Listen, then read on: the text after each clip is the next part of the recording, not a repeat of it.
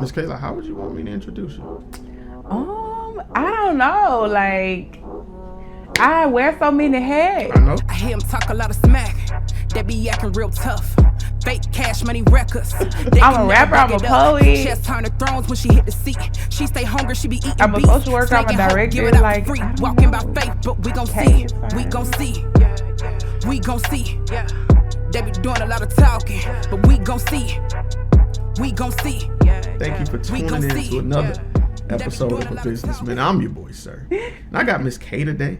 Now, to those of you that don't know, I attended a Juneteenth celebration hosted by M for Melanin. Shout out to them. They invited me to come help, and I definitely appreciate facilitating and helping and just being a volunteer for the community.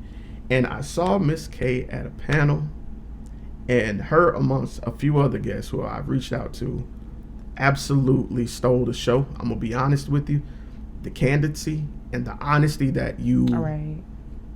showed to the crowd there was really something to speak to. So I wanted to sit down and have a one-on-one conversation with you. Okay. So that being said, you mentioned earlier that you were a person of many hats. Could you just Yes. share with the world what some of those hats are? Well, my first and most important hat is a mother. Shout out. I love my son. I would just do anything for him. So that's a new role for me. That's a very brand new hat, a 5-month-old new hat, but I love it. Wouldn't trade it for anything. Of course, when it comes to the arts, I am a rapper and a poet. So I enjoy creativity in that sense. As well as when it comes to my career, I'm an executive director for the school system and for 3 different programs, and I'm also a social worker. So, Okay. yes, we have a lot going on. Man, look, and I'm honestly surprised I was able to get you in because I just knew when I heard what all you do, I was like, ain't no way. There's no way she's going to be able to fit a few minutes in, but I appreciate you taking time out your day. This means a lot. Most definitely. So, my first question, in terms of being a poet and being an artist, what really inspired you to kind of pursue that and share it with the world? So I never thought about being a quote unquote like artist or a rapper. I've just always loved to write. So I started out very young. I would say elementary school. My mom has an award where I was like in the 3rd grade and I wrote a short story and it got featured in my local library when I was living in Pensacola, Florida. And I just always loved writing. So when one day I was going through my mom's old VHS tapes and she would record all like the MTV videos and stuff, and I saw the video and I heard the song Children's Story by Slick Rick, and I was like, Oh, wow. oh snap, like he just told a whole story through a song, through words. And I was like, I would like to do that. That's pretty dope. And just never thought anything of it. It was just a thought. And I was at that time in the 6th grade, 7th grade. Okay. And then I end up seeing and hearing Queen Latifah and MC Lyte. And I heard a little Tupac and I was like, okay. I was like, this is dope. I want to do this. And so my cousin challenged me. She was like, write one of your poems to a beat. The very first beat I ever wrote anything to was Bedrock by Young Money. And I wrote a poem, in essence, what I thought was writing a poem to a beat, and I spit it to her, and she was like, oh, you got it. And I was like, I'm a poet, though. She was like, no, like, you can rap. Everybody don't got it, but you got it. And so since then, 7th grade, first rap, I wrote it and kept going. So, okay. Yep. Humble Begins. Bedrock, the first track. That was the first instrumental I ever wrote to. And my mother was so ashamed because it was very nasty. Oh, it was one of them. It was very nasty. That is hilarious. Because especially like growing up, like when you say what inspired me, like I'm listening to it, and then of course I'm listening to other artists too, like the Nickies and stuff like that. So I'm like, oh, that's how I have to rap as a female. And then as I started to explore deeper into the MC Lytes and the Queen Latifahs and the Rhapsodies and people like that, I'm like, oh, like I could just be me. Like I don't have to talk about my body or talk about sex or talk about this or that. Like I can really I can hold my own with the dudes if I wanted to, just spitting straight bars, and that's what I did. And Queen Latifah and MC Lyte, they gave me the confidence to be able to rap and not have to feel like I had to change my voice, because I have a deep voice for a woman. And so hearing some of the other females, they sound more sensual or they sound more, I guess, ladylike or whatever. But I was like, you know what? This me. This it. So. Okay, awesome. Yeah. All right. Were there any other artists that kind of... Those are the main ones. The first one, of course, like I said, was Slick Rick. He got me going. But looking at now, who inspires me? People like Big Crit, J. Cole. I love Earth Gang. Deontay Hitchcock is a great artist. I still enjoy my ratchet music from time to time as well. But when it comes to inspiration, I would say those people. So with being an artist, there's a little bit of a business acumen you have to have too. With marketing. Setting time for yourself, studio time, writing, right. So are there any obstacles so far that you've encountered that kind of help shape who you are too? Before, there weren't. As a single mother now, as a single mother during this pandemic, definitely, because I have to think, do I want to risk going into a studio that might not be as sanitary as it should be, and then I have to come back home to my son, or even just looking at the fact that, having to care for my son and being that sole breadwinner for us, like, okay, am I going to, and people don't see this part of it. People just get the art and they're like, oh, that sounds dope. And that's why when we tell people as independent artists, like, people ask, is your music on streaming sites? And it's like, it'll be on there, but right now it's on here for you to purchase and support the artist. Like, it's for me to decide, okay, do I want to take a 2-week break from getting my nails done and pay for the studio time? Or do I want to take away from, my little leisure money and be like, I'm going to go to the studio? So, like, you have to make those balances, and then balancing your time as well, because I'm still having to work full time. I'm still having to juggle meal prepping and cooking, making sure my son is okay, and then having me time so I won't lose my mind. Finding time to write, and that's why I tell people time is more valuable than money. Like, time is currency. I'd rather you play with my money than play with my time, because I can't get that time back. But I can remember a time, it was when I was in a relationship, especially as a female. It's not a lot of female rappers, I guess, right now here. And so when we go to the studio, it's mainly all guys. And that caused a problem in my relationship at one point in time, where he was like, you in the studio 2 a.m. with all these dudes. Like, what's going on? And it's like, bro, this is my art. So in that instance, you just have to be trusting. But right now, the only thing is just finding time, balance. Because it's rough. Because you go to the studio, you book a session, and then you might get in there and start vibing with the producer. And before you know it, you're in there for 4 or 5 hours. And then I'm like, hey, Mom, is my baby okay? Like, Is he good? So just juggling motherhood and all of that with balance. It's tough, but it's a day-by-day thing. I want to ask you about the long term in terms of plan. And this can apply to your career, your craft, or just being a mother. Where would you like to see yourself in 1 year, 3 years, and then in 10 years? Oh, we digging deep.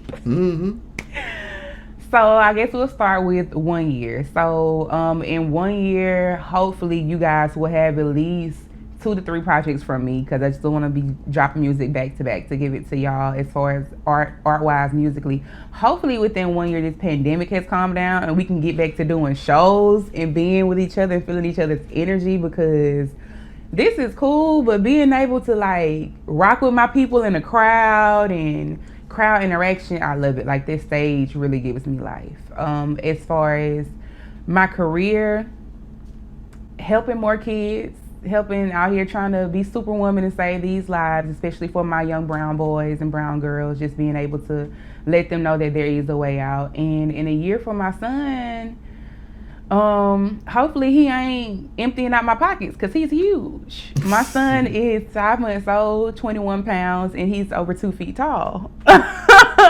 So he's 28 inches. My son is huge.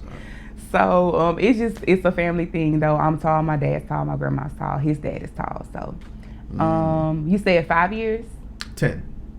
Okay, 10 years. So in 10 years, I will be in my 30s. Don't do that. Oh, Don't do that. in 10 years, I'll be almost 40 years old. Don't do that. Okay, so in 10 years, at almost 40 years old, hopefully I am married. I do still want to get married. I want to have one more child, another son. I don't want any girls. All right. Another son, hopefully one more kid, a husband, a good husband, not the type of husband that be running these streets. Not the husbands that be in my DMs. So I don't want them type of husbands. And I would say hopefully by that time I've been able to at least experience doing music, solely just music, like to a place to where like I can just only focus on my art and my crafts. But it sounds crazy because most people say, oh, would you ever want to get to a place where you can quit your job and just do music full time? I'm one of the rare people, like I love my job. Like I love interacting with my kids. I love what I do, and I intertwine it too. Like when I go talk to my kids at schools, I rap for them, I do poetry for them, and they love it. And it's so funny because when I tell them I do music, they're like, "Oh, she whack, she can't rap, she can't rap." And then I open my mouth and I speak, and they be like, "Oh, Miss Williams go hard, like she cool." In 10 years, I can't believe I would have a 10-year-old. That sounds weird. But unfortunately, in 10 years, I'm probably going to be trying not to stress myself out, especially raising a brown boy in America right now. When we look at everything that's going on with police brutality and stuff like that. And especially knowing that my son is going to be on the larger side for his age. His dad is 6'4". My dad is 6'3". I'm almost 6 feet. My grandmother is 6'2". And he's a brown boy. He's very big for his age, you know. And it's just kind of that resounding sting that no matter what I do, no matter how well I raise him, someone is always gonna look at him differently than who he is based on the color of his skin. So that's something that I had to deal with since I found out I was pregnant with a male, knowing that I'm gonna have to explain to him one day that it's nothing you did. Unfortunately, there's nothing you can do.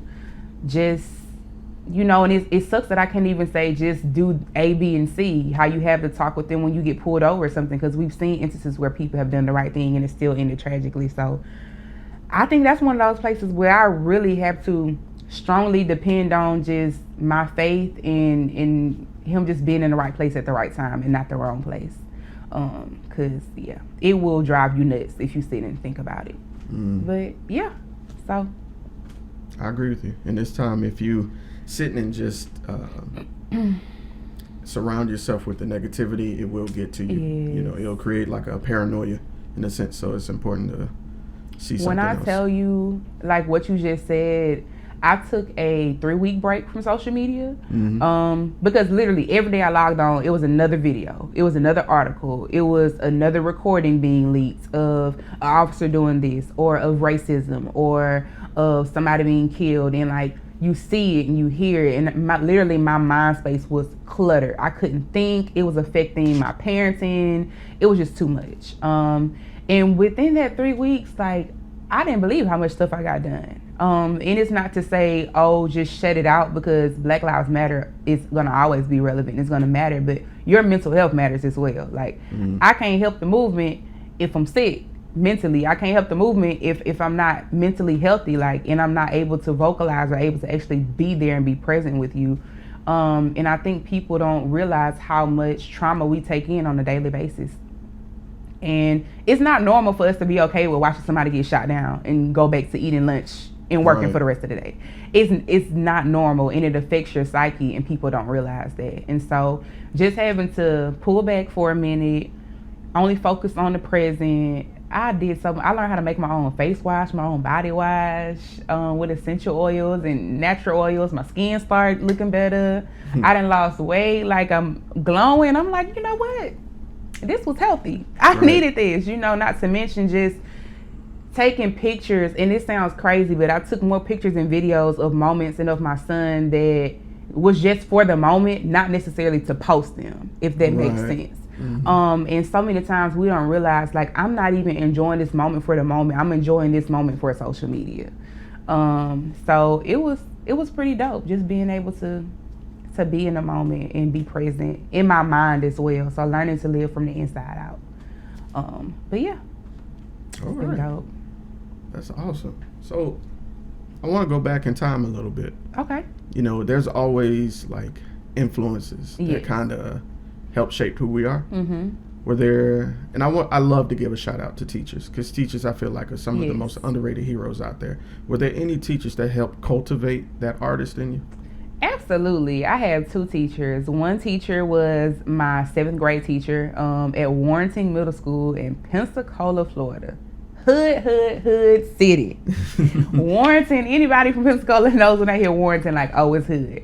But there's this one teacher, her name was Miss Naraji. I will never forget her. Naraji, I know, crazy name. White lady, big old blonde hair, little skinny, little petite lady. And she was just that one person who would always catch me after class and be like, you know, what have you written today? Or, you know, I want to hear some new poetry. And every time I went home, I would make sure I had a new piece of poetry so I could give it to Miss Naraji and let her read it. And she just always, like, when she saw me trying to veer off, because I'm my mom and my dad's only child. I have no siblings. And so when she would see me trying to, you know, venture into the wrong crowd and try to fit in with certain people, she'd be like, no, ma'am, like, we're not doing that. And my second teacher was here. I went to Theodore High School. What?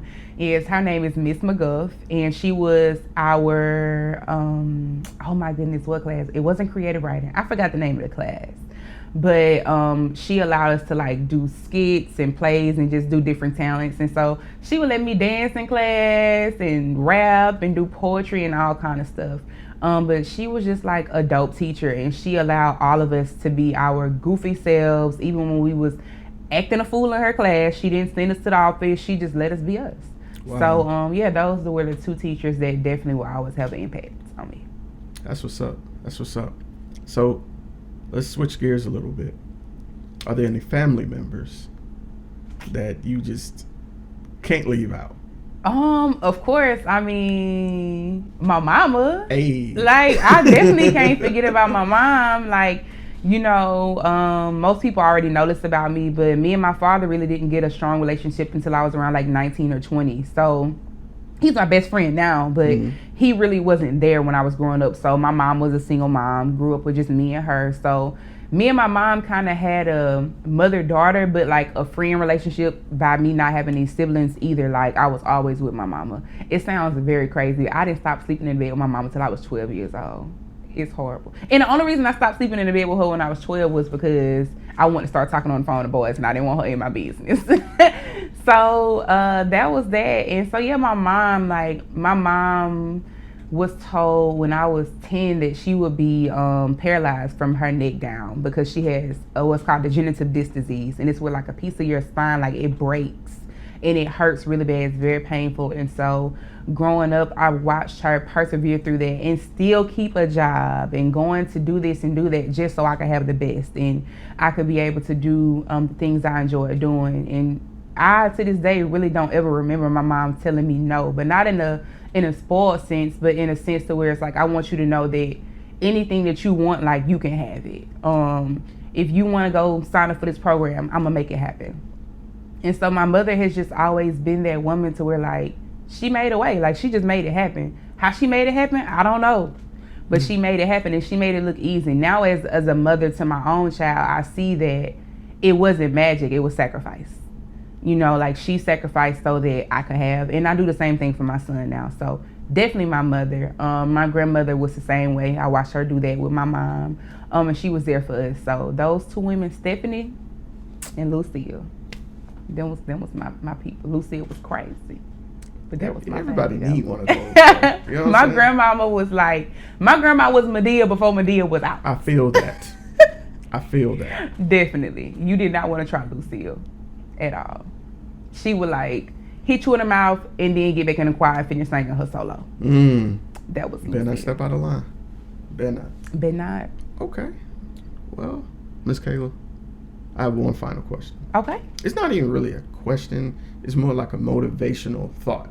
And I share this for everybody that listens to these interviews to kind of draw out that entrepreneur in everybody else, kind of inspire others. So the hardest thing you can do is take a passion like you did and share it with the world. Right. So for that person, for that little girl, that little boy, or grown person, you know, that has an idea but they're afraid to share it with the world, what words of encouragement would you have for that person? Just do it. I mean, it sounds so cliche, but I used, like, before I shared my music and my poetry with the world, I thought I sucked. Like, and then today now had people be like, oh, like, you're one of the best artists, one of the best poets, like, I know, as far as females, like, your aggression, your delivery, blah, blah, blah. And I'm like, you know, what would have happened if I would have just, like, kept that locked up? So many great opportunities. I've met so many great people just from stepping out and just being me. And I think I want to encourage people to know that even if you're doing the same exact thing somebody else is doing, it's still going to be different because you're not going to do it the way that they do it. Like, you have a podcast. I know several people who do podcasts, but they've never done it the way that you do it. So everybody's going to do their thing differently. Like, stay in your lane, yes, but be you. Like, don't try to pattern it after anybody else. Don't try to sound like this person. Don't try to sound like that person. Your lane is your lane. Your people for you. Everybody ain't gonna like it. It's some people who don't like my music, and to them I say I still appreciate you because there are people who do like my music. So just do it. Just step out and do it. Like, somebody gonna like it, and even if nobody likes it, like, don't do it for the people. Do it for you. When you do it for you, that's when people will like it because it'll be authentic. Like, I don't cater my music to a certain group of people. Like, I make music that makes me happy. I make good music, and then if they're drawn to it, if they relate to it, then that's a bonus. But I make music because music is like therapy to me, so I do it. That is. I like that. That's that. Miss Kayla, if anybody wants to get in contact with you, whether it be about music, your poetry, or they just have questions about social work, or they might want to vent about being a new mom. You know what I'm saying? Yeah, single moms, I'm here. I feel you. I got So you. where could they contact you? Definitely my Instagram is the place to go. That's where you're gonna find me at, and it's gonna be _IMKAI, not I am, the letter I, the letter M, KAI. So it's _I'm_K. And that's on Instagram. My Twitter handle is the same as well. But yeah, hit me up on Instagram, connect with me. You got somebody in your corner. Like, I'm here. I got you. There it is. Okay. Thank you so much for coming out. I know you got stuff to do. So again, I appreciate you. This has been Sirr, Miss K herself, and we out. But everything gon' be alright. Hey. Everything gon' be alright. Everything gon' be alright. I know it don't look like it. I know it don't feel like it. I know it don't seem like it. But everything gon' be alright. Paradigm shift mentality to free up the mind's capacity. Power in me to change reality. But what I choose to focus on and think, that's easier said than done when exes texting me and family stressing me. Whoa.